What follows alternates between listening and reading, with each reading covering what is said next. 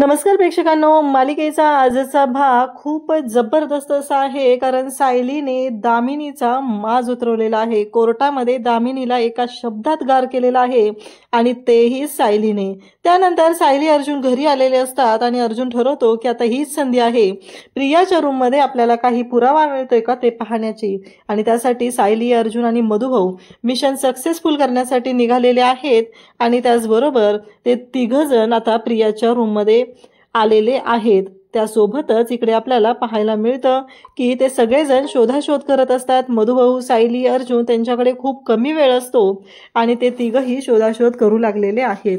त्यासोबतच इकडे पाहायला मिळतं की सायली, अर्जुन सगळेजण शोधाशोध करत आहेत. नक्की काय सापडतंय का, असा कोणता तरी पुरावा असणार आहे जो प्रियाच्या रूममध्ये असणार आहे आणि त्यामुळं खूप मोठी गोष्ट हाती लागणार असते.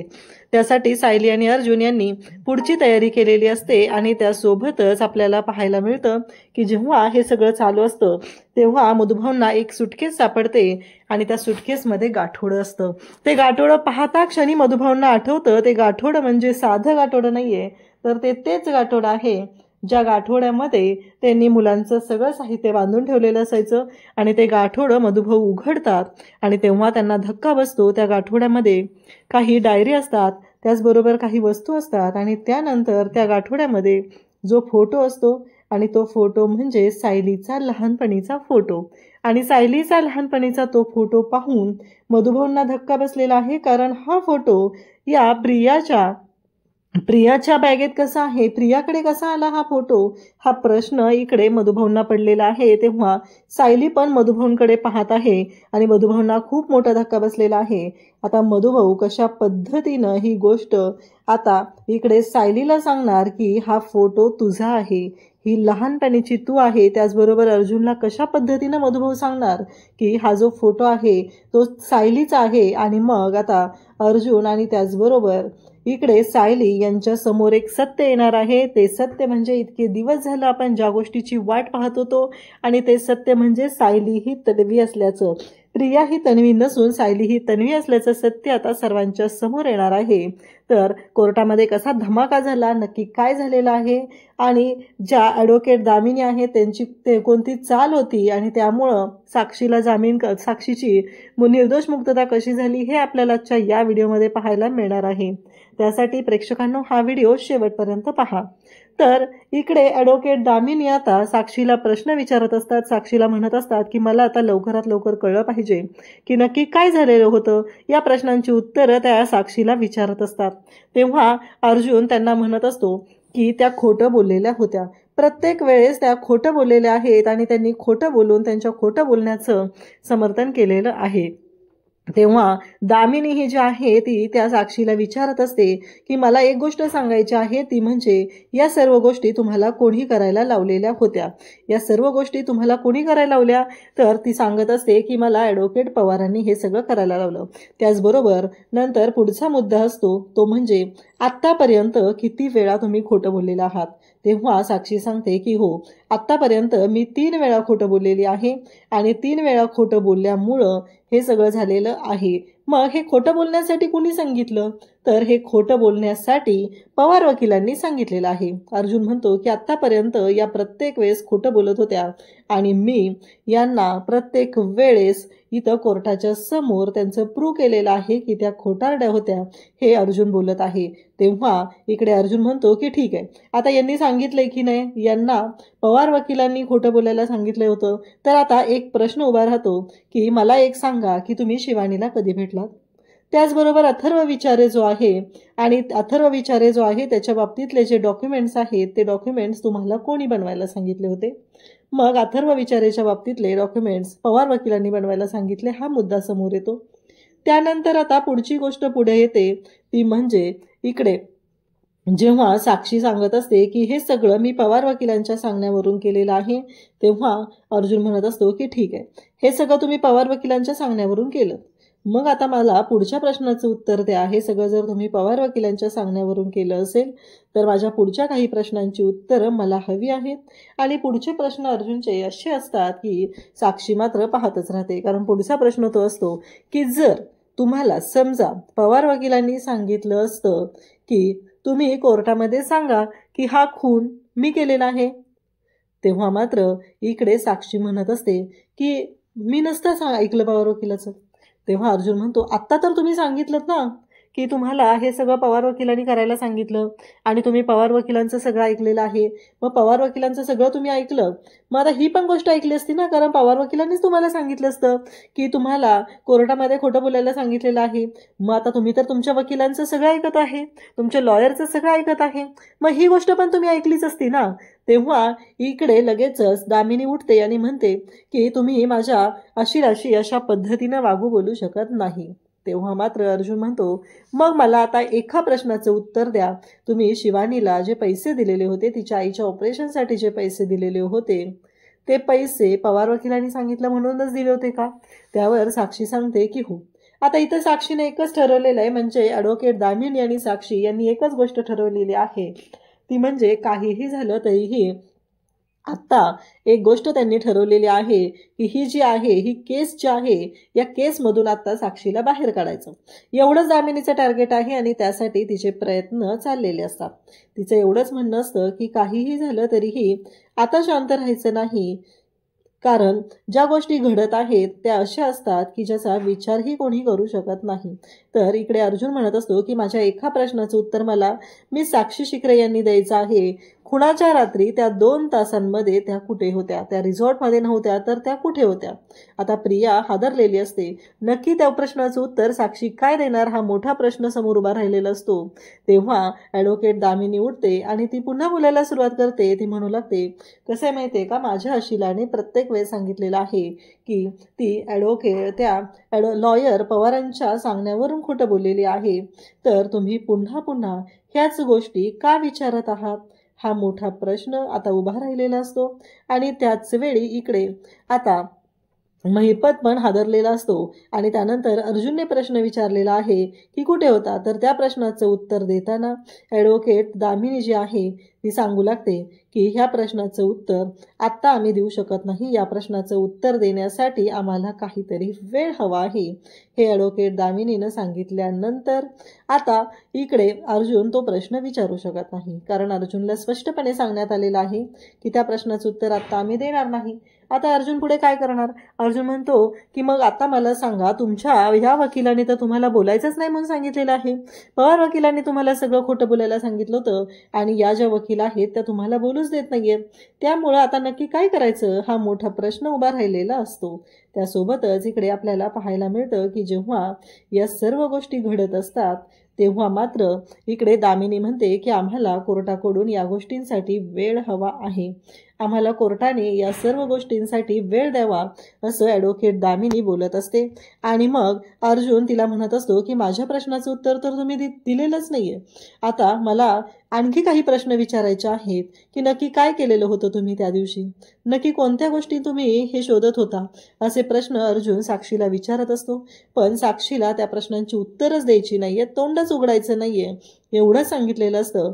आणि साक्षी पण त्याच पद्धतीनं बोलत असते. साक्षीने एकच ठरवलेलं आहे की काहीही झालं तरीही आता कोर्टामध्ये काहीच बोलायचं नाही, कारण ॲडव्होकेट दामिनींनी तिला तेच सांगितलेलं आहे. आणि अर्जुन तिला प्रश्न विचारत आहे तेव्हा मात्र इकडे साक्षीने गप्प राहायचं ठरवलेलं आहे आणि गप्प राहूनच साक्षी जी आहे ती आता बोलत आहे. आणि त्यासोबतच इकडे आपल्याला पाहायला मिळतं की अर्जुन आणि सायली त्यांच्या बाजूने भरपूर प्रयत्न करत असतात, पण त्या प्रश्नांची उत्तरं मात्र त्यांना मिळतच नाहीत. कारण अर्जुन प्रश्न विचारत असतो आणि ॲडव्होकेट दामिनीने एकच गोष्ट केलेली आहे. ॲडव्होकेट दामिनी कोर्टाच्या समोर येते आणि सांगते की माझ्या अशिलाला या गोष्टीसाठी वेळ देण्यात यावा. इकडे प्रियालाही आठवू लागतं की खुनाच्या रात्री काय घडलेलं होतं आणि इकडे साक्षीला पण त्याच गोष्टी आठवत असतात की खुनाच्या रात्री नक्की काय घडलेलं होतं, आपण कुठे होतो आणि आपल्याकडूनच गोळी चालवली गेलेली आहे, ट्रिगर ओढला गेलेला आहे, ह्या गोष्टी दोघींनाही आठवत असतात. परंतु आता साक्षीला सांगितलेलं आहे की मूग गिळून गप्प बसायचं, काहीही बोलायचं नाही. आत्ता आपली जी केस आहे ती फक्त 3 महिन्याची शिक्षा झालेली आहे त्या संदर्भात आहे. अर्जुनने तो प्रश्न विचारल्यानंतर ॲडव्होकेट दामिनी उभ्या राहतात आणि बोलू लागतात की जज साहेब, मी कोर्टाला विनंती करू इच्छिते की आत्ता जे काय आहे त्यानुसार एक महत्त्वाची गोष्ट आहे आणि ती म्हणजेच की काहीही झालं आणि इकडे ॲडव्होकेट दामिनी जी आहे ती बोलत असते. ॲडव्होकेट दामिनीनं कोर्टाला सांगितलेलं आहे की साक्षी शिकरे त्या रात्री कुठे होत्या, त्या गोष्टींसाठी आम्हाला वेळ देण्यात यावा, कारण तो वेळ त्यांना हवा आहे आणि त्यासाठी त्यांनी आता वेळ मागून घेतलेला असतो. जेव्हा या सर्व गोष्टी घडत असतात तेव्हा मात्र आता कोर्टाच्या समोर एक मोठं सत्य येणार असतं आणि कोर्टाच्या समोर जे सत्य येणार असतं ते मात्र असं असतं की ज्याचा विचारही कोणीही करू शकत नाही. परंतु आता ती गोष्ट यूज द्यायची नाही असं जर ठरलं असेल तर काय करणार? कारण बोलायचंच नाही एवढंच ठरलेलं असतं. काहीही झालं तरीही आत्ता साक्षीने काहीच बोलायचं नाही. अर्जुन मात्र जाम चिडलेला असतो, कारण ॲडव्होकेट दामिनी जी आहे ती साक्षीला बोलूच देत नाही. ॲडव्होकेट दामिनीने एवढंच ठरवलेलं आहे की साक्षीने बोलायचंच नाही. आणि मग इकडे अर्जुन म्हणत असतो की तुमचा हा वकील जो आहे तो तुम्हाला बोलूच देत नाहीये. पहिल्या वकिलाने खोटं बोलायला सांगितलेलं आहे. या सर्व गोष्टी घडत असतात आणि तेव्हा मात्र आता खूप मोठा धक्का बसलेला असतो, कारण काहीही झालं तरीही एक मोठी गोष्ट घडलेली आहे, ज्या गोष्टीचा कोणी स्वप्नातही विचार करू शकत नाही. आणि आता कोर्टाने निर्णय द्यायची वेळ आलेली असते आणि कोर्टाने नक्की कशा पद्धतीचा निर्णय द्यायचा आहे हे ठरणार असतं. आणि मग कोर्टाला विनंती केली जाते की कोर्टाने तो निर्णय द्यावा. आता जज साहेब आहेत, त्यांना सांगितलं जाते की त्यांनी निर्णय द्यायचा आहे आणि जज साहेबांवर निर्णय सोपवलेला आहे, कारण ही केस जी आहे ती साक्षी कोर्टामध्ये खोटं बोललेली होती आणि साक्षी खोटं बोललेली होती. तिने खोटे साक्षी पुरावे दिलेले होते. त्यासाठीच साक्षीला 3 महिन्याची जेल झालेली होती. तर ती का झालेली हा प्रश्न पुढे उभा राहिलेला असतो. आणि आता त्या गोष्टीच्या उत्तरासाठी इथे आता अर्जुन आणि सायली थांबलेले असतात, परंतु त्याचं उत्तर मात्र भेटतच नाही. प्रश्न उभा राहतो तो म्हणजे ही केस 3 महिन्यांच्या केसची आहे, त्यामुळं या प्रश्नाचं उत्तर आत्ता देण्यात येऊ नये. एवढी साधी सोपी गोष्ट आता कोर्टामध्ये घडते आणि इथेच सगळं संपतं आणि इथेच आता कोर्टाचा निकाल लागतो. काहीही झालं तरीही आता कोर्टाचा निकाल इतका विचित्र लागेल असं वाटलं नव्हतं, कारण अर्जुनने सगळं जुळवून आणलं होतं. अर्जुनने सगळ्या गोष्टी जुळवून आणलेल्या होत्या. परंतु एक मोठी गोष्ट घडते आणि ती म्हणजे इथे साक्षीने स्पष्टपणे मान्य केलेलं असतं कोर्टाच्या समोर की हे सगळं जे काय आहे ते मी आता पवार वकिलांच्या सांगण्यावरून केलेलं आहे. आणि अर्जुन म्हणतो की आत्तापर्यंत मी प्रत्येक वेळेस प्रूव्ह करत गेलेलो होतो की मी साक्षी शिकरे या खोटं बोलत आहेत आणि त्यांनी कोर्टाची दिशाभूल केलेली आहे. मग आज त्या खरं बोलतायत, मग आज का उत्तर देत नाहीत हा प्रश्न अर्जुनने उभा केलेला असतो. परंतु आज तिला फक्त एवढंच सांगितलेलं आहे की तू बोलायचंच नाहीये, कारण आज आपली केस जी आहे ती फक्त आणि फक्त या गोष्टीसाठी आहे की आपल्याला 3 महिन्याची जी शिक्षा झालेली आहे त्यातून आपली मुक्तता व्हावी.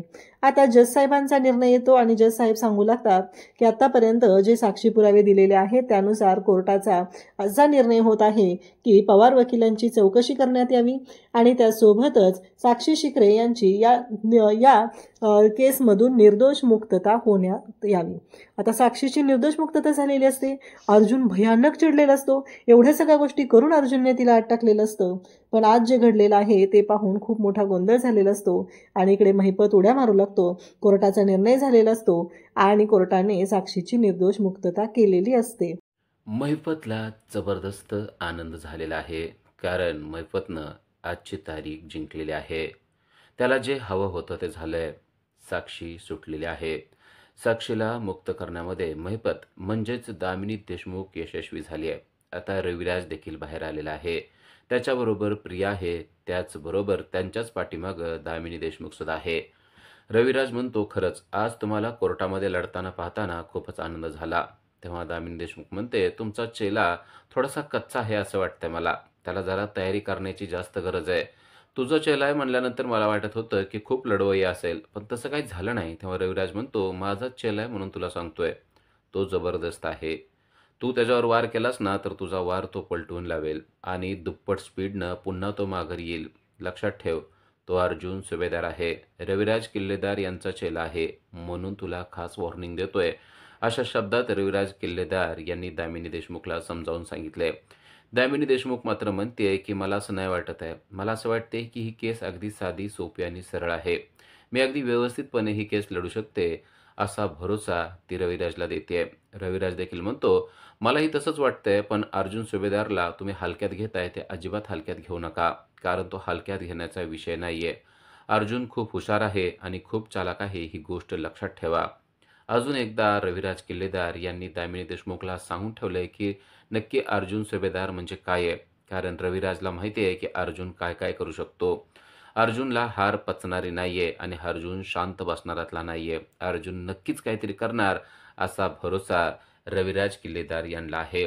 तर महिपत मात्र चांगल्याच उड्या मारायला लागलेला आहे. आता महिपत दामिनी देशमुखच्या जवळ आलाय आणि तो म्हणतो की खरंच मानलं तुम्हाला, मानलं म्हणजे अगदी मानलं. तुम्ही ही केस जिंकणार म्हणजे जिंकणार. बरं, आता ह्यासाठी छान पार्टी ठेवली आपल्या बंगल्यावर, मस्त बंगल्यावर पार्टीला आज यायचं म्हणजे यायचं आणि नाही म्हणायचं नाही. चला वचन द्या आम्हाला, आता तुम्ही येणार म्हणून, तुम्ही येणार म्हणून वचन दिल्याशिवाय आपण इथून हलणार नाही. असं काहीसं बडबड करायला त्याने सुरुवात केलेली आहे. या बडबडीचा दामिनी देशमुखवर अजिबात काही परिणाम होत नाही. उलट ती त्याच्याकडे बघतही नाही. पण तो अजूनच तिच्या पाठीमागे जाऊन म्हणू लागतो, अहो आम्ही तुमच्याशी बोलतोय ना, मग आम्हाला वचन द्या की आता तुम्ही येणार म्हणून. आता एवढी मोठी जंगी पार्टी ठेवली म्हणल्यानंतर तुम्ही तर यायलाच पाहिजे, काय म्हणता? तेव्हा दामिनी चिडते आणि म्हणते, असल्या फालतू गोष्टींसाठी मला विचारायचं नाही. आणि जर कमी अशा छोट्या छोट्या गोष्टींचा आनंद सेलिब्रेट करायला लागली ना, तर मला रोज पार्टी करावी लागेल. समजतंय तुम्हाला? त्यामुळे पार्टीला मला बोलवायचं नाही. आणि राहिला प्रश्न वचन देण्याचा, तर तुम्हाला वचन देण्याइतकी माझ्यावर वाईट वेळ अजून आलेली नाहीये. त्यामुळे मी तुम्हाला वचन देखील देणार नाही. आणि मला माझं काम करू द्या. मी माझं काम करते ते करण्यामध्ये मला आनंद आहे. तुमच्या पार्ट्या करण्यामध्ये किंवा तुमच्या पार्टीमध्ये येण्यामध्ये मला अजिबात आनंद नाहीये. असा अपमान दामिनी देशमुखनं त्याचा केलेला आहे. तरी देखील तो अजूनही हसत आहे, कारण तो खूपच आनंदात आहे. दामिनी निघून जाते, पण त्याच्या चेहऱ्यावरचा आनंद मात्र जराही हललेला नाहीये. त्याला साक्षी म्हणते, तुमचं काय चाललंय? जरा शांत राहा ना, आपण कोर्टाच्या जवळ आहे. तेवढ्यात अर्जुन, सायली, चैतन्य आणि मधुकर पाटील म्हणजेच मधुभाऊ हे सगळेजण कोर्टातून बाहेर पडत आहेत. त्यांच्या समोर आहे तो म्हणजे साक्षी आणि महिपात. आणि ते त्याच्याकडे पाहून महिपत तर अगदी आनंदच व्यक्त करायला लागलाय. वहिनी तुम्ही आलात? अरे वा वा वा वहिनी, बरं झालं आलात. आता आजची केस आम्ही जिंकलो बरं का. आज आम्ही सेलिब्रेशन करणार आहे. मला तर वाटतंय तुम्ही सुद्धा या सेलिब्रेशनसाठी यायला पाहिजे. काय मधुकर पाटील, मस्त यायचं बरं का.